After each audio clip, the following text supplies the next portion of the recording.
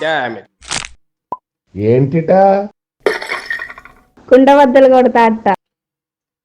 నమస్కారం, కుండబద్దల ప్రేక్షకులకి స్వాగతం.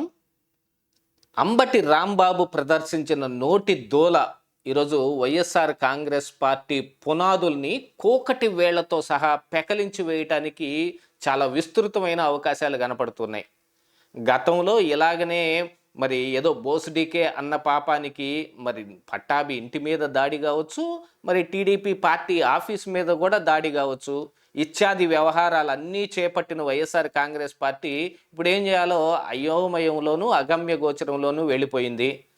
ఆల్రెడీ ప్రభుత్వం తరపు నుంచి ఇదిగో ఈ కల్తీ నెయ్యి మీద మీరు డిస్కస్ చేయాలి అని అంటే 11వ తారీఖు మీరు 11 మంది అసెంబ్లీకి రండి, మనం తేల్చుకుందాం, అక్కడ చర్చిద్దాం, మాట్లాడదాం అని ఒక సవాల్ విసిరితే ఆ సవాల్ని స్వీకరించే దమ్ము ధైర్యం కూడా జగన్మోహన్ రెడ్డికి లేదు. అలాంటి ఒక ప్రకటన వచ్చి కూడా 24 గంటలు అవుతున్నా దాని మీద ఎవరు ఏమీ మాట్లాడటం లేదు. కాకపోతే అంబటి రాంబాబు మాత్రం ఒక మహాపాపం అనే ఒక ఫ్లెక్సీని టీడీపీ కార్యకర్తలు ఏదైతే ప్రదర్శిస్తున్నారో ఈ రోజున ఊరు ఊరు వాడవాడ అంతా వాటి మీద విపరీతంగా రెచ్చిపోయి ఈ రోజున ఇంత పెద్ద ఉపద్రవం తీసుకొచ్చి పెట్టాడు. ఎక్కడైనా సరే ఏదైనా ఒక విషబీజం పడాలి అనంటే దానికి ఏదో ఒక చోట నాంది పలుకుతారు. ఆ నాంది ఇది అయ్యే అవకాశం ఉంది. ఈ రోజున చంద్రబాబు నాయుడు చెప్పినా, లోకేష్ చెప్పినా టీడీపీ కార్యకర్తలు వినిపించుకునే పరిస్థితిలో ఉండరు. ఎలా ఉంటారు? చంద్రబాబు నాయుడిని అంత మాట వేసి తిట్టిన తరువాత అక్కడ కొంచెం సమయం వహించాల్సిన అంబటి రాంబాబు తన కంట్రోల్ని కోల్పోయాడు. యాక్చువల్గా చూస్తే అంబటి రాంబాబు నైజం అది కాదు. అంబటి అలా మాట్లాడే వ్యక్తి కాదు. సొఫెస్టికేటెడ్ లాంగ్వేజ్ తోటి తను కూడా ఒక యూట్యూబ్ ఛానల్ పెట్టుకొని మంచి భాషను ప్రదర్శిస్తాడు. గంభీరమైన వాయిస్లో మరి ఎన్టీ రామారావు ఎలా మాట్లాడతాడో అలా మాట్లాడనే ఒక జిజ్ఞాస అంబటి రాంబాబులో కనపడుతుంటుంది. అలాంటి వ్యక్తి ఇలా మాట్లాడాడు అనగానే వెంటనే అనుమానాలు జగన్మోహన్ రెడ్డి మీదకే వెళ్ళిపోతున్నాయి. టాపిక్ను డైవర్ట్ చేయటం కోసం రాష్ట్రం అంతటా ఉద్రిక్తత వాతావరణాన్ని తీసుకొచ్చి 2 పార్టీల మధ్య గొడవలు జరగటం కోసం జగన్మోహన్ రెడ్డి ఇలాంటి ఒక ప్లాన్ చేశాడనేది కనపడుతుంది. ఎంత అరిచి గీపెట్టి మొత్తుకొని ఇందులో చూసారా జంతు కొవ్వు లేదు, చంద్రబాబు నాయుడు గుండు కొట్టించుకొని క్షమాపణ చెప్పాలి అని చెబుతున్నా కూడా కల్తీ చేశారు కదయ్యా, మీరు నెయ్యే లేకుండా లడ్డూలు తయారు చేసి పామాయిల్ తోటి లడ్డూలు చేసి జనం మొత్తాన్ని చేత తినిపించారు కదయ్యా అని అందరూ వైసీపీ నాయకుల మొహాన ఉమ్మేస్తున్నారు. మాకేం పట్టిందిలే, ఈ జనంతో మాకు పని లేదనుకుని పైన మాట్లాడే నాయకులు కొంతమంది ఉండొచ్చు. సజ్జల రామకృష్ణారెడ్డి లాంటి వాళ్ళు ఈ రోజుల బజారుకి వెళ్ళి టీ కూడా తాగలేని పరిస్థితుల్లో ఉన్నారు. వాళ్ళు వెళ్తే ఖచ్చితంగా వాళ్ళని ఏదో ఒకటి చేసే రకంగా తయారై కూర్చుంటే ఇంకా అంబటి రాంబాబు వ్యాఖ్యలు గతంలో జస్ట్ నిన్న పేర్ని నాని కూడా 80 పదుల వయసు వచ్చింది, ఏం ఉపయోగం చంద్రబాబు నాయుడు నీ వల్ల రాష్ట్రానికి అని మాట్లాడుతున్నాడంటే ఇందులో ఖచ్చితంగా కాన్స్పిరసీ కనపడుతుంది అని అందరూ అంటూ ఉన్నారు. కాకపోతే ఇలాంటి నోటి దూల ప్రదర్శించి ప్రజల్లో ఏమాత్రం వీళ్ళు సింపతి గెయిన్ చేయలేని పరిస్థితి వస్తుంది. అసలు జగన్మోహన్ రెడ్డి ఓడిపోయిన దగ్గర నుంచి ఇక మొన్న వెలిసిన రప్ప ఫ్లెక్సీల దాకా మొత్తం అంతా కుంపు రచ్చ.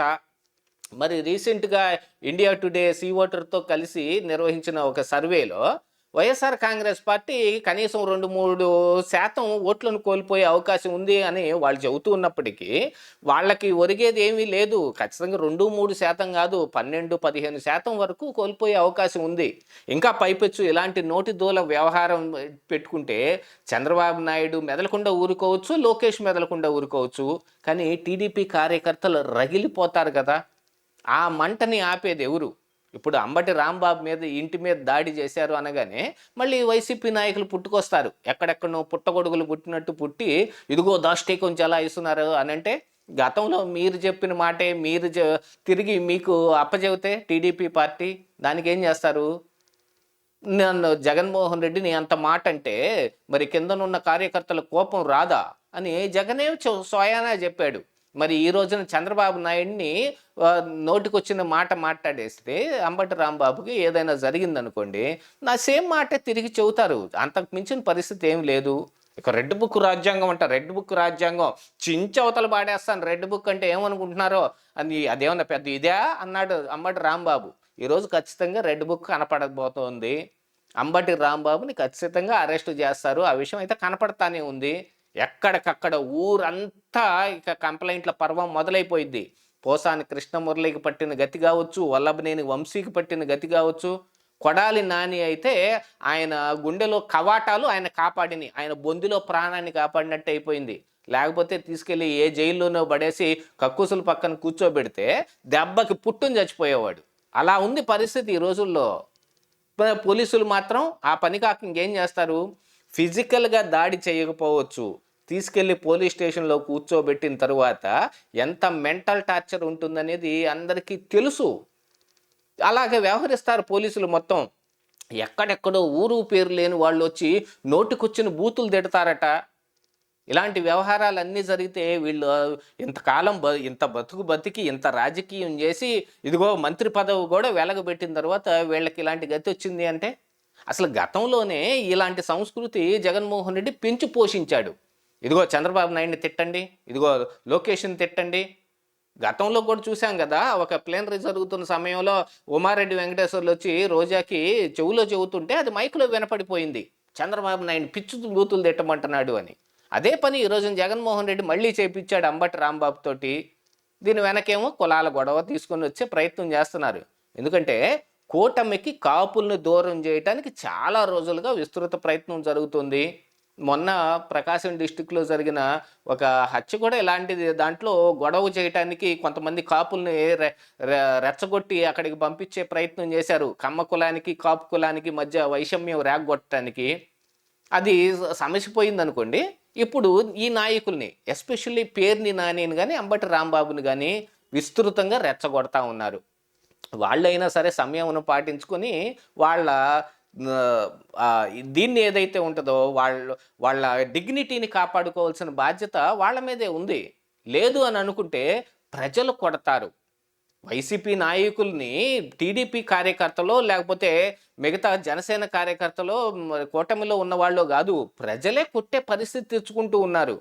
ప్రజల్లోంచి ఉద్యమం ఒకటి మొదలైపోయి వైసీపీని సమూలంగా నాశనం చేసేసే పరిస్థితులు తెచ్చుకుంటున్నారు. 2029 వరకు కూడా వైసీపీ ఉండే పరిస్థితి కనపడటం లేదు. జగన్మోహన్ రెడ్డి తీసుకునే చర్యలు అలా ఉన్నాయి.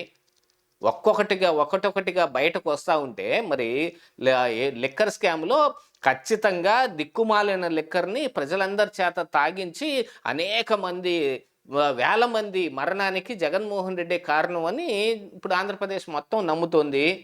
కల్తీ నెయ్యి గురించి మాట్లాడగానే జగన్మోహన్ రెడ్డి ఖచ్చితంగా చేసే ఉంటాడు అనే ఊహ ప్రజల్లో వచ్చేసింది.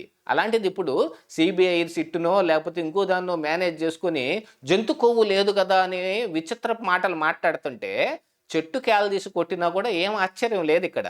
ఇదే ఈరోజు కొండబద్దలు.